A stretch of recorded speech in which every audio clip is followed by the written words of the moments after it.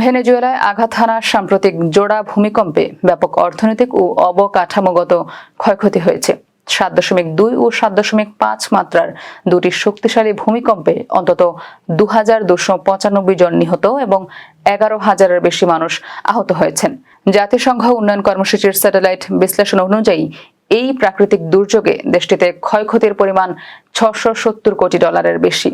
মার্কিন মহাকাশ গবেষণা সংস্থা নাসার এক স্যাটেলাইট গবেষণায় দেখা গেছে, ভূমিকম্পের প্রচণ্ড ঝাঁকুনিতে প্রায় 58,870টি ভবন আংশিক ক্ষতিগ্রস্ত বা সম্পূর্ণ ধ্বংস হয়ে গেছে, যা দেশটির সরকারের প্রাথমিক হিসাবের চেয়ে অনেক বেশি।